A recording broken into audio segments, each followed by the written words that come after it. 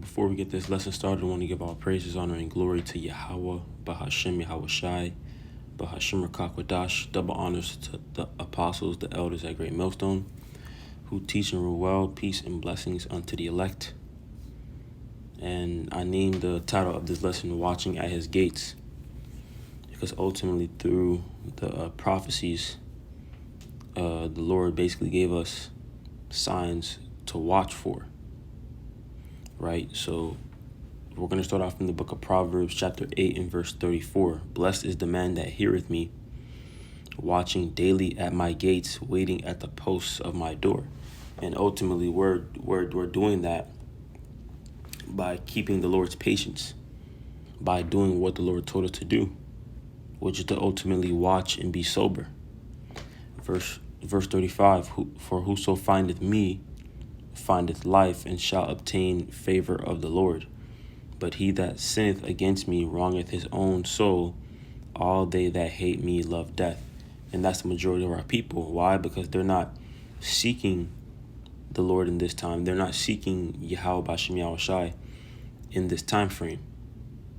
Okay, but ultimately the Lord told us to watch out for the prophecies. So let's get 2nd Esdras chapter 5 and verse 1. Nevertheless, as coming the tokens, behold, the day shall come that they which dwell upon the earth shall be taken in a great number. Why are they going to be taken in a great number? Because they're not watching the prophecies. This is why the scripture always tells you about the past destructions, because ultimately they weren't watching.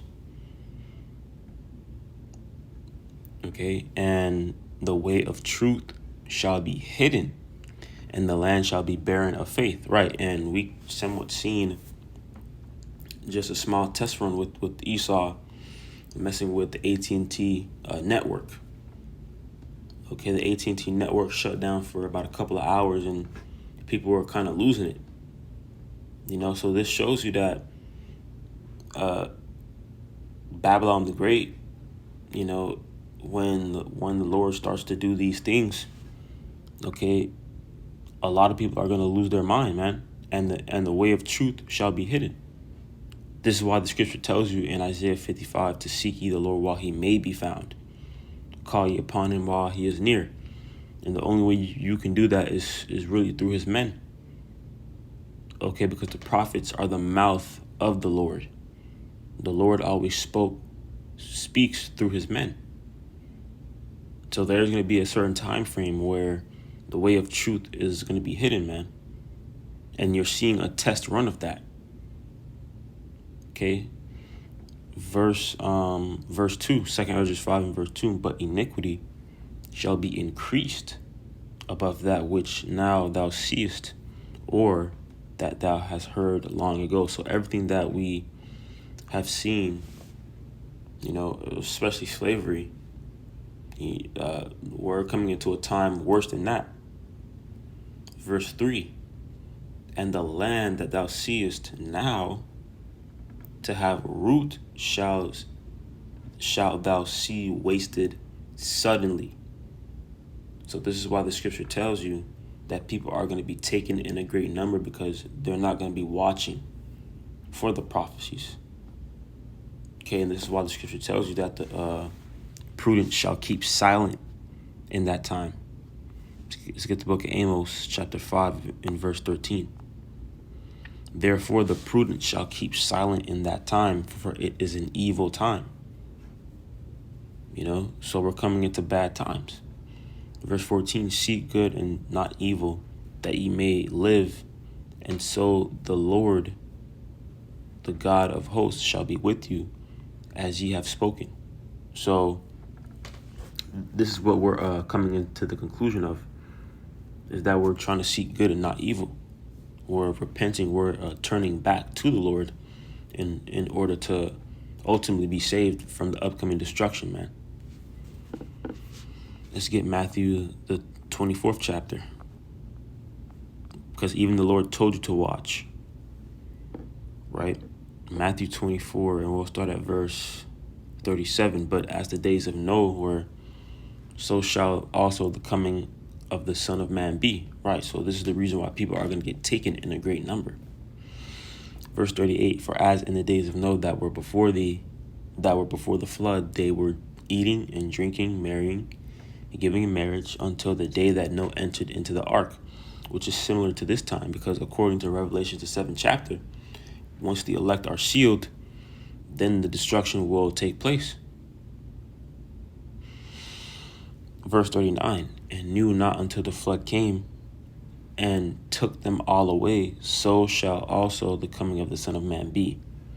Then shall two be in the field, the one shall be taken and the other left. 2 women shall be grinding at the mill, the one shall be taken and the other left. So that means that the Lord is going to save a certain amount of Israelites. He's not going to save every Israelite. So he's only concerned about the elect. Verse 42, watch therefore, for ye know not what hour your Lord doth come. But know this, that if the good man of the house had known in what watch the thief would come, he would have watched and would not have suffered his house to be broken up. So this is the whole point of watching. Okay, is to not get taken like a thief. Okay, because if you were watching, you would already be prepared. Your mind frame, your spirit would be in such a built up state to where the things that the Lord is going to do, you're not going to be moved by it, as the other people that are not building up their spirit, basically. Verse 44, therefore be also ready, for in such as an hour ye think not the Son of Man cometh.